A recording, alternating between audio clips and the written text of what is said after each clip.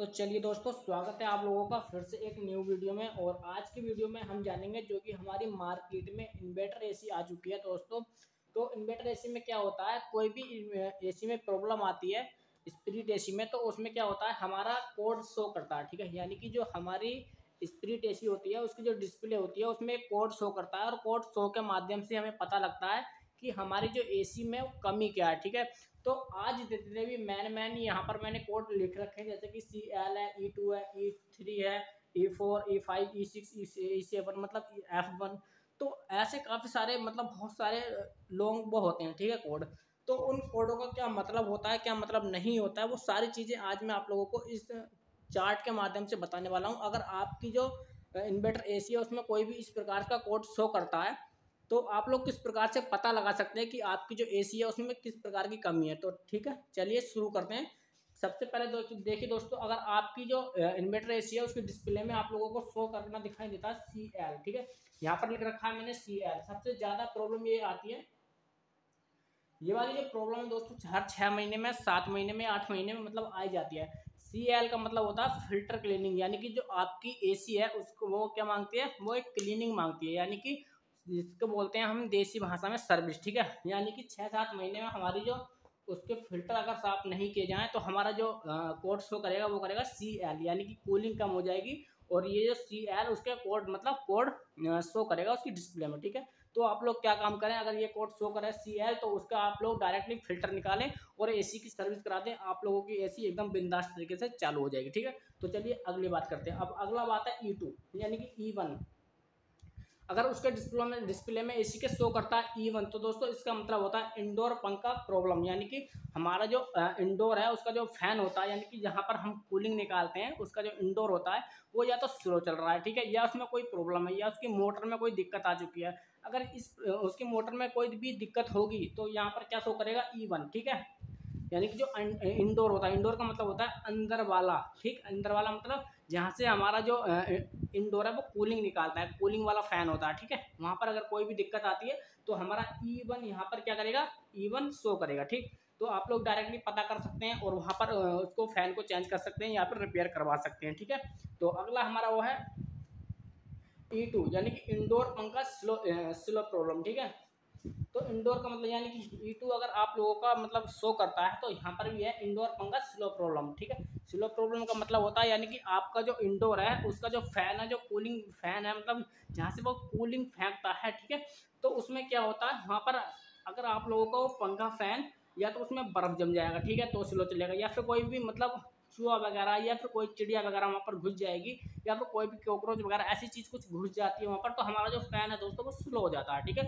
अगर वो इस कंडीशन में कुछ वहाँ पर हिलक जाएगा तो हमारा क्या करेगा,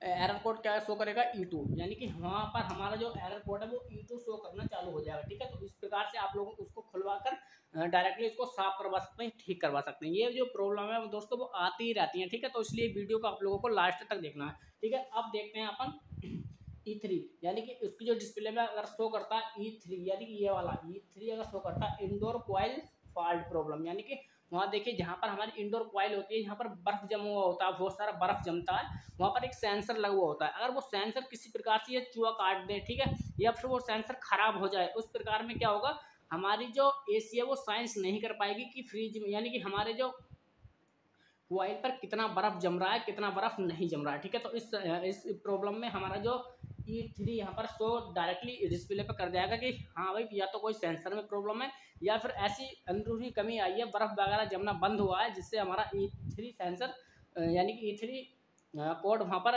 डिस्प्ले पर आ जाएगा। ठीक है, तो आप लोग पता लगा सकते हैं कि हाँ तो सेंसर में प्रॉब्लम आई है या फिर चूहे वगैरह सेंसर की वायरिंग काटी हुई है। ठीक है, तो डायरेक्टली आप उसको चेंज कर सकते हैं या फिर निकाल कर डायरेक्टली देख सकते हैं। ठीक है, तो अब अगर आप लोगों का शो करता है E4, यानी कि इंडोर थर्मोस्टेट सेंसर प्रॉब्लम, यानी कि वहीं पर एक दूसरा भी सेंसर लगा होता है जो कि थर्मोस्टेट सेंसर बोलते हैं उसको। ठीक है, थर्मोस्टेट सेंसर का मतलब होता है जब पूरी एसी को बताता है कि हमारी जो रूम की कूलिंग है वो कितना रूम कूलिंग कर रहा है। ठीक है, यानी कि हमारी जो एसी अगर डायरेक्टली चलती रहेगी, रात भर चलती रहेगी, तो दोस्तों ज़्यादा कूलिंग कर देगी, यानी कि आदमी के मरने की संभावना भी हो जाती है। तो यही वाला E4 आप लोगों का सेंस करेगा।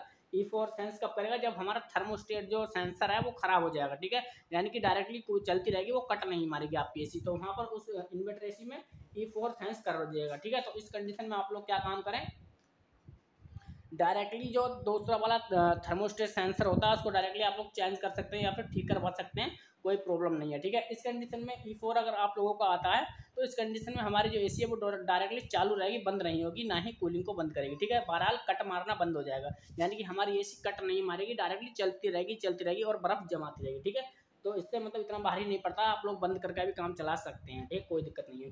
अब अगर आपके डिस्प्ले में शो करता है E5 ये वाला, यानी कि अगर आपकी डिस्प्ले में शो करता है E5 तो E5 का मतलब होता है हमारी एसी में लीकेज की प्रॉब्लम, यानी कि जब हमारी एसी कूलिंग करना बंद कर देती है तब हमारा क्या होता है, एसी लीकेज फॉल्ट। ठीक है, यानी कि एसी की जो कॉइल है या तो उसमें कोई छेद हो चुका है जिससे वजह से हमारी जो गैस है दोस्तों वो सारी की सारी क्या हो चुकी है, निकल चुकी है। ठीक है, तो आप लोग डायरेक्टली समझ जाए कि एसी की गैस निकल गई है अगर आप लोगों का E5 शो करता है। ठीक है, तो वहाँ पर E5 शो जब ही करेगा जब आप लोगों की एसी की गैस निकल जाएगी। ठीक है, तो चलिए अगला जो हमारा वो है एरर कोड वो E6 क्या है, E6 indoor and outdoor communication. देखिए इंडोर आउटडोर कम्युनिकेशन का मतलब होता है जो कि मतलब यहाँ पर देखिए इंडोर है हमारा ये। ठीक है, और यहाँ पर हमारा क्या है, ये आउटडोर है।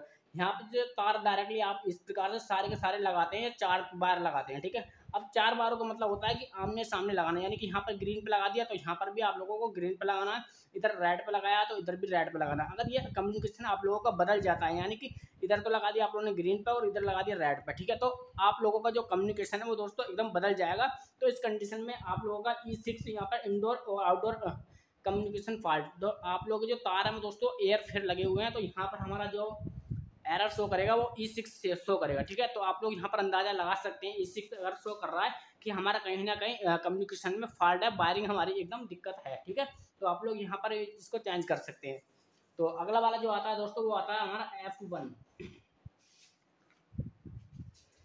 F1 का जो दोस्तों अगर F1 हमारा जो फॉल्ट अगर आता है तो कंप्रेसर स्टार्टिंग फॉल्ट, यानी कि हमारा जो कंप्रेसर है वो या तो बार बार हीट होने के बाद बंद हो रहा है। ठीक है, या फिर हमारे वोल्टेज इतने हाई हैं कि हमारा जो कंप्रेसर वो स्टार्ट हो रहा है बंद हो रहा है, स्टार्ट हो रहा है बंद हो रहा है, तो यहाँ पर हमारी कूलिंग रुक जाएगी, एकदम कूलिंग नहीं करने का, यानी कि हमारी जो कूलिंग है वो स्टार्ट होगी 10 मिनट बाद बंद हो जाएगी, स्टार्ट होगी 10 मिनट बाद बंद हो जाएगी। तो इस कंडीशन में हमारा F1 कोड शो करेगा। ठीक है, अगर F1 कोड शो करता है तो दोस्तों उसका सोल्यूशन ये है, डायरेक्टली आप लोग कंप्रेसर को चेक करवा लो कि हमारा जो कंप्रेसर कहीं खराब तो नहीं है, या फिर हमारे वोल्टेज अप डाउन तो नहीं है, या फिर हमारी पीसीबी में कोई दिक्कत तो नहीं है। ठीक है, या फिर हमारा जो कंडेंसर होता है वो कंडेंसर खराब तो नहीं हो गया, वीक तो नहीं होगा जिससे हमारा कंप्रेसर दिक्कत कर रहा है। ठीक, तो यहाँ पर अगर ये कोड शो करा तो इस प्रकार से आप लोग डायरेक्टली निकाल सकते हैं। तो अगला जो कोड है दोस्तों हमारा F9।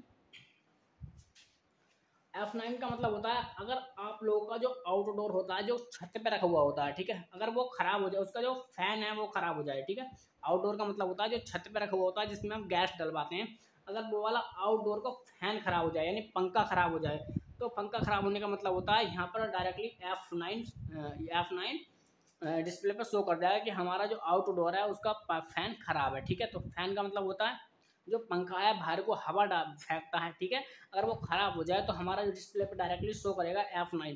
तो दोस्तों ये वाली प्रॉब्लम आप लोगों को डायरेक्टली ज़्यादातर आती रहती है F9 वाली, तो आप लोग हमेशा इसको डायरेक्टली कुछ नहीं करें, डायरेक्टली फैन को ठीक करवा लें। ठीक है, तो आप लोगों की ये जो खत्म हो जाएगी। ठीक है, फिर आप लोगों का शो करेगा F4।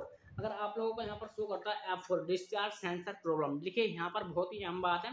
डिस्चार्ज का मतलब होता है जो हमारी गैस होती है उसको हम डिस्चार्ज कर दें, यानी कि चार्ज करने के बाद उसको स्टैंड कर दें।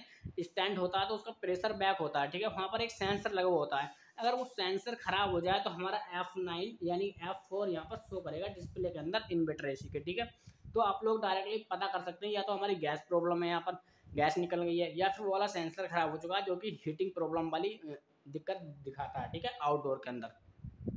तो दोस्तों मैं मानता हूँ आप लोग अच्छी तरीके से सीख गए होंगे कि किस प्रकार से इन सारी चीज़ों को, और आप लोगों ने चैनल को सब्सक्राइब नहीं किया है तो अभी भी जाकर चैनल को सब्सक्राइब कर लें, क्योंकि ऐसी ऐसी वीडियो मैं आप लोगों के लिए लाता रहता हूँ। तो आज के लिए धन्यवाद।